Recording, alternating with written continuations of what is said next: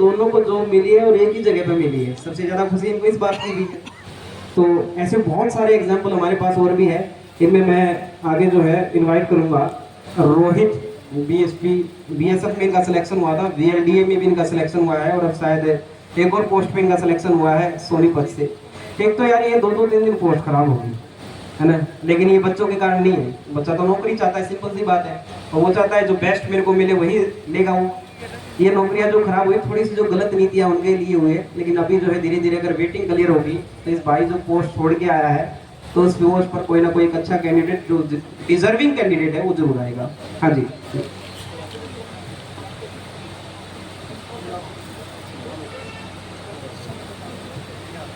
मेरा यहाँ पे पहुँचे सभी स्टूडेंट को और सभी बुजुर्गों को नमस्कार। मैं गोहाना सोनीपत से हूँ और सर ने जो पिछली बार मीटअप किया था मुफ्त लिया था। मेरा एज ए फिलहाल में वीएलडी पे पोस्टिंग हूँ वहीं पे गोहाना में, और स्टडी मंत्रा के यूट्यूब चैनल से पढ़ता हूँ। मैंने कोई बैच नहीं लिया भैया, से 3 साल से स्टडी मंत्रा से जुड़ा हुआ हूँ। 4 सिलेक्शन मेरे ऑलरेडी हैं फिलहाल, जिनको मैं सोचता हूँ क्योंकि वीएलडी हरियाणा में मैं घर में पोस्टिंग हूँ, उस पर पोस्ट हूँ।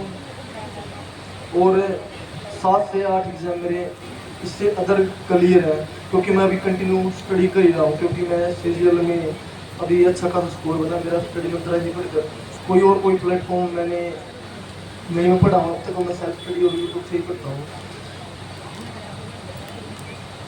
धन्यवाद धन्यवाद। रोहित वीएलडी में पोस्टेड है, अपने आसपास ही इनको मिली और वीएलडी भी एक अच्छी खासी नौकरी है।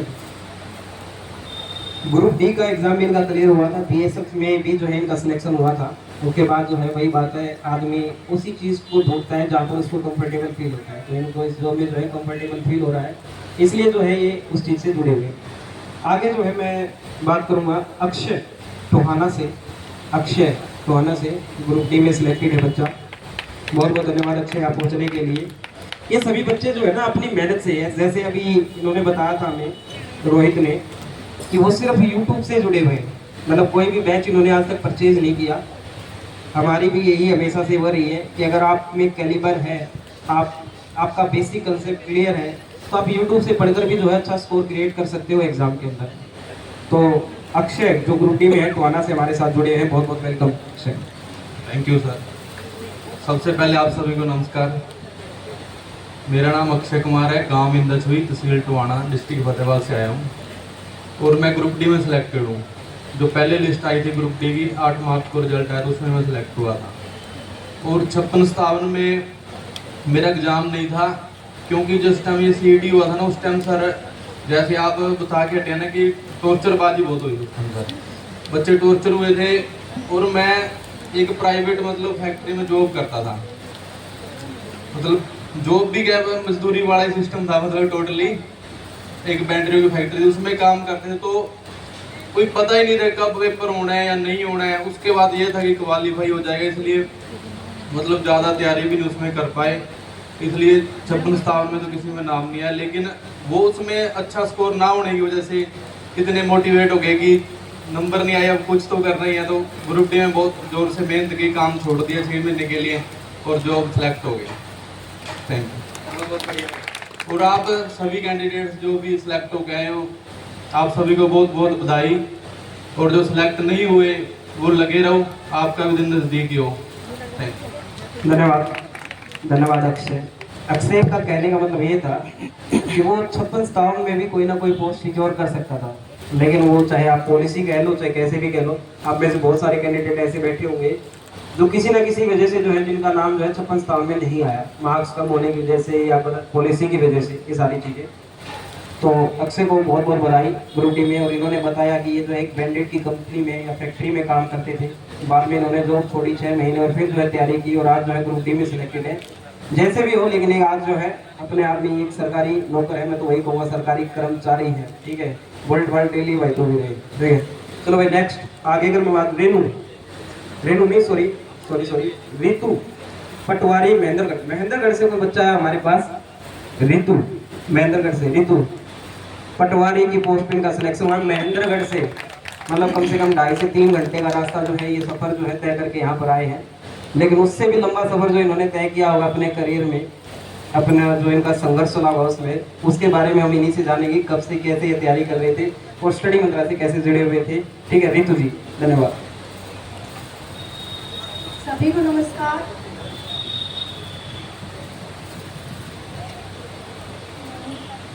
मैं 2018 वाली भर्ती में रह गई थी, उसके बाद मैंने बहुत डिमोटिवेट हो गई थी कि मेरा सिलेक्शन नहीं हुआ। उसके बाद मैंने कंटिन्यू स्टडी की। फिर 2021 में मेरा हरियाणा पुलिस का हुआ था। फिर अब जो मैं अभी ग्रुप डी में थी, उसके बाद अब मेरा पटवारी के पद पर सिलेक्शन हुआ है।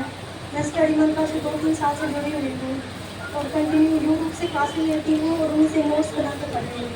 सभी टीचर्स बहुत अच्छा पढ़ाते हैं और इन्हीं की हेल्प से मैं साथ स्टडी करके मैंने सिलेक्शन लिया। Thank you all of you, study mantra की टीम को, specially Sunil Gura sir, thank you so much. एक बार क्लैपिंग भी इनके लिए, जोरदार क्लैपिंग। और भारत माता की भारत माता की, भारत माता की। भाई मैं एक बार कहूँगा, जो हमारा जो स्टाफ लगा हुआ है ये, इनको कुछ खिलाओ पिलाओ, लगता नहीं। ठीक है, तो रितु पटवारी मेदरगढ़ से काफी दूरी से आए और इन्होंने बताया कि यूट्यूब से लगातार हमारे से कनेक्ट है। तो हमने देखा होगा बहुत सारे बच्चे जितने भी यहाँ पर आए हैं उनमें से 1-2 बच्चे अभी तक आपको ऐसे देखने को मिले होंगे जो बैच से सिलेक्ट हुए। हालांकि ऐसा नहीं कि बैच से रिजल्ट हमारा नहीं आया, जैसे हमने बताया था हरियाणा पुलिस एक तरफा राज रहा है हमारा। हरियाणा पुलिस कहते हैं ना एक तरफा ही है, और वो एक तरफा लगातार चल रहा है। चाहे आपकी 2021 वाली सब इंस्पेक्टर की पोस्ट आई हो, 2021 वाली कांस्टेबल वाली हो, या फिर अभी जो पूरी हुई है, या अभी जो आपकी 5600 पूरी होनी है उनमें, तो हरियाणा पुलिस में हमारा एक तरफा ही राज रहा है। हालांकि सभी में जो है हमारा एक तरफा राज रहा है।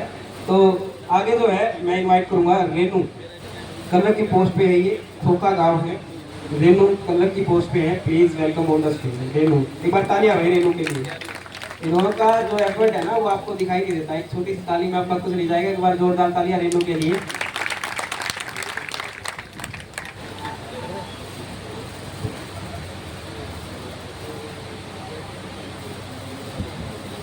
आप सभी का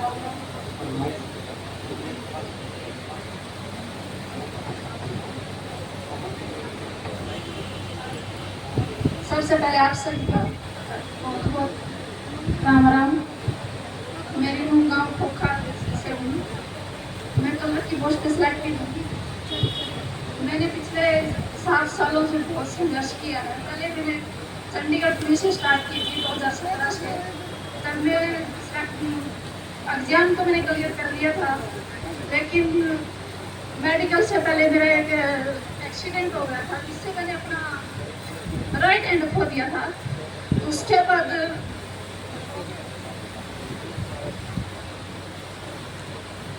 एक बार तालियां बच्चे के लिए भाई। मतलब एक एक्सीडेंट में राइट हैंड खोने के बाद, राइट हैंड का मतलब ये होता है कि आपने ऑलमोस्ट दोनों ही हाथ खो दिए जब आप राइट हैंडेड होते हो, क्योंकि लेफ्ट हैंड का यूज जो है, जो राइट हैंडेड होते हैं अकॉर्डिंग टू साइंस सिर्फ हम 10% से 20% कामों के अंदर लेते हैं, लेकिन राइट हैंड जो होता है वो आपको पता है राइट हैंड ही होता है ना। तो उसको खोने के बाद पेन का संघर्ष जारी रहा, और वो शब्दों में बयान करना अपने आप में एक पेनफुल होता है, क्योंकि ऐसे इंसिडेंट जो हमारी लाइफ से गुजरे हैं और जहां हम अपनी ऐसी किसी चीज़ को खो देते हैं, फिर उनको याद करने में अपने आप में एक दर्द तकलीफ महसूस होती है। तो हम इस गुड़िया के एफर्ट को जो है सलामी देते हैं। एक बार तालियां इनके लिए बहुत ज़बरदस्त।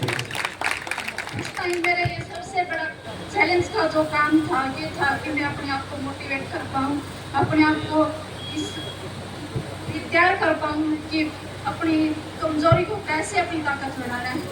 उस टाइम मेरे को बहुत मेहनत लगी। फिर मैंने सीटी मेंस के लिए तैयारी की, परी के लिए तैयारी की, तो बहुत टाइम लग गया। आगे चलता रहा। जो भी सलाह अपने हरियाणा में देखा ही होगा आप सभी ने, तो बहुत टाइम लग गया मैंने इंतजार करते करते। फिर मेरा 56-57 में सेलेक्ट हुई, मेरा एग्जाम क्लियर हुआ। उसमें फिर वो कैंसिल हो गया था एग्जाम। फिर मैंने दोबारा एग्जाम दिया, उसके लिए बहुत मेहनत की। उससे पहले भी मेरा जैसे एक ही मोटिव था, मेरे पिताजी हैं वो अंधे थे। उस टाइम मेरे को एक चैलेंज था, हम 4 बहनें हैं, कि मैं से अपने परिवार की गरीबी दूर करूँगी। वो कैसे होगी, उसके लिए एक ही रास्ता दिखा कि मैं जॉब देगी। मेरा भाई छोटा है मेरे से, 4 बहनों से, वो अभी बहुत ही छोटा अभी तो। तो मुझे लगा कि सभी कहते हैं बेटियां बेटों से कम नहीं होती, तो मुझे ये करके दिखाना है कि बेटियां बेटों से कम नहीं होती। मुझे ये करने में बहुत टाइम लगा, लेकिन आखिर मैंने कर दिया। स्टडी मंत्रा से मैं ऑनलाइन जुड़ी हुई हूँ, 2 साल से जुड़ी हुई हूँ। स्टडी मैंने की है इसे, लेकिन मोटिवेशन वीडियो जितनी भी सुनील सर की आती थी मैंने सभी देखी। मैं उनसे बहुत ज़्यादा मोटिवेट हुई हूँ और सुनील सर का बहुत बहुत धन्यवाद। बहुत बहुत धन्यवाद गुड़िया, बहुत बहुत।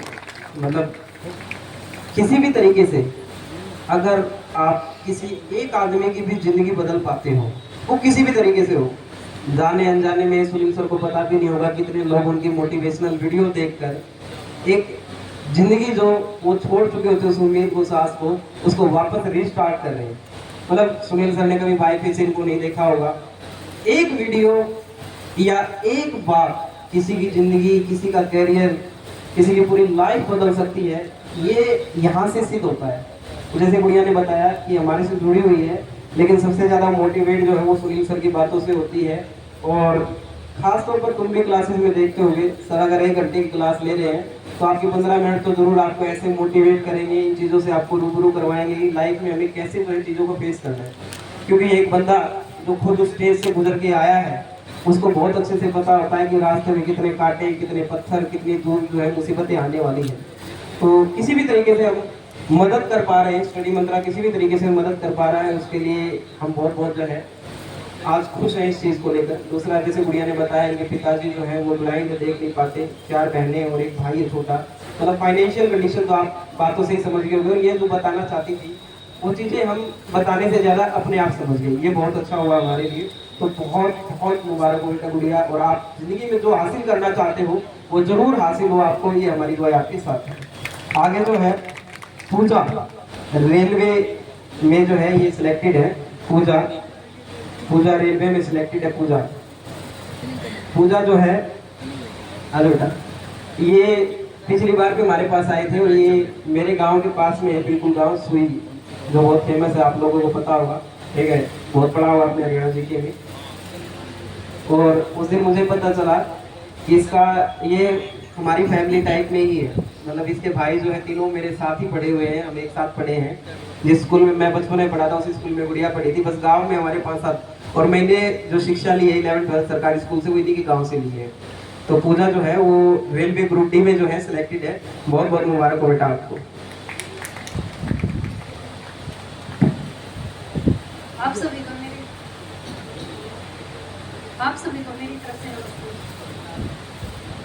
मैं स्टडी मंत्रा ऐप से यूट्यूब से ही पढ़ी और मैं 2 साल से यूट्यूब से पढ़ रही हूँ। और सारे टीचर्स बहुत अच्छा पढ़ाते हैं। मैं हर बार पॉइंट्स में रह जाती हूँ, लेकिन फाइनली मेरा रेलवे ग्रुप डी में से बहुत बहुत मुबारक हो, बहुत बहुत मुबारक हो।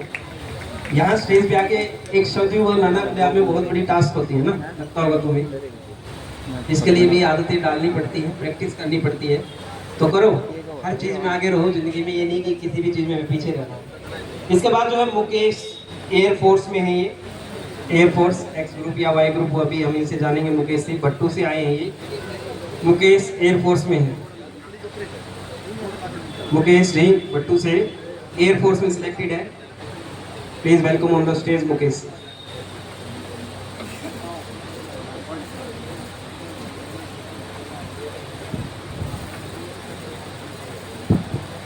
जय हिंद everyone, I am Mukesh from Bhattu. I selected in Indian air force. Sir बोल रहे हैं कि जो एक्स ग्रुप और वाई ग्रुप, मैं बताना चाहता हूँ कि जो एक्स ग्रुप और वाई ग्रुप हुआ सर, उसके बाद में जो परमानेंट वैकेंसी आई थी वो अग्निवीर में ट्रांसपेरेंट हो गई थी। उस टाइम मैं सिलेक्ट था, लेकिन वो एंट्री कैंसिल हो गई थी। उसके बाद में मैं as a civilian I am selected in Indian air force. जो हर किसी बच्चे को पता ही नहीं होता कि इंडियन एयरफोर्स में या जो भी डिफेंस का है सर, उसमें सिविलियन से भी रिक्रूटमेंट होती है। जैसे जो क्लेरिकल पोस्ट है, टेक्निकल पोस्ट है, उसमें आप एज ए सिविलियन भी रिक्रूट हो सकते हैं। उससे पहले मैं हरियाणा पुलिस में सिर्फ 12th थी उस टाइम, मेरे पास में कोई ग्रेजुएशन नहीं थी, तो ड्यू टू ग्रेजुएशन में उसमें वेटिंग लिस्ट में रह गया था। और अब की बार भी मैंने हरियाणा पुलिस का एग्ज़ाम दिया था, उसमें भी 0 इक्विवेलेंट है उसके कट ऑफ मार्क्स के। तो मैं एक बात बोलना चाहता हूँ सर, जो आके ये बोलते हैं कि मैंने इतना संघर्ष किया, तो ये तो आपकी बेसिक नीड है। अगर आपको जीवन आपको आगे राइट डायरेक्शन में परस्यू करना है तो ये आपको करना ही पड़ेगा, इसके अलावा कोई अल्टरनेट नहीं है। इसके अलावा आप बोल दो कि मैं कुछ नहीं करने वाला, तो देख लो कि आपका जो एक सेक्टर है वो अलग से डिवाइड हो जाएगा और आप दूसरे जोन में चले जाओगे जहाँ पे आपको कुछ नहीं मिलने वाला है। अगर आप 2-3 साल मेहनत कर ली, अभी भी मैं लाइब्रेरी जाता हूँ गाँव में, मतलब जब भी छुट्टियाँ होती है, तो अगर आप इसको कंटिन्यू रहोगे तभी आगे बढ़ोगे। लेकिन अगर आपको एक जॉब मिल गई, मैंने सर मेरे गांव में देखा है, जो 5 साल पहले जो 2018-19 में ग्रुप डी की वैकेंसी आई थी, उसमें जो कैंडिडेट सेलेक्ट है उनमें से वो 90% कैंडिडेट अभी भी ग्रुप डी में है। बट अगर आपको आगे बढ़ना है तो ये स्टडी आपको परस्यू रखनी पड़ेगी। तो इसके लिए आप कंटिन्यू यूट्यूब से कोई बेस्ट वगैरह से लगातार कंटिन्यू पढ़ते रहे। Thank you. धन्यवाद धन्यवाद बेटा, बहुत बहुत बढ़िया। इसके कहने का मतलब ये था कि इसने देखा है जो 2018-19 की वैकेंसी में लगे थे या कल लग गया ग्रुप डी, वो वहीं पे टिक के रह गए। और ये कहीं ना कहीं सच्चाई भी है, आपको कहीं भी जो है रुके नहीं रहना है, हमेशा जो है बेस्ट लेने के लिए जो है आपको प्रयास करना पड़ेगा। और जैसे इसने एक बात और कही, स्ट्रगल जो है वो बेसिक नीड है, बिल्कुल बेसिक नीड है। लेकिन स्ट्रगल की जो स्टोरी आप यहाँ पर बता रहे हो, क्या पता उससे 1-2 बच्चे और मोटिवेट होंगे। ठीक है, कोई भी बच्चा जो है बिना खाए पिए यहाँ से जाएगा नहीं, आप सबको सम्मानित किया जाएगा। ठीक है, कोई भी बच्चा जो है जिसको जल्दी है वो हमारे से साइड में आके कंसल्ट करे, लेकिन जो है पूरा जो है आपको टाइम देना है स्टेज के ऊपर। नेक्स्ट जो है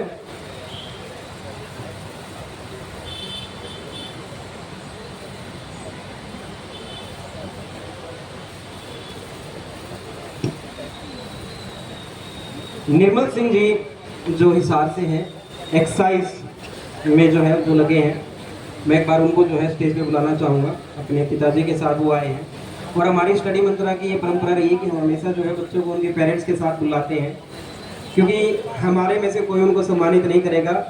वो जो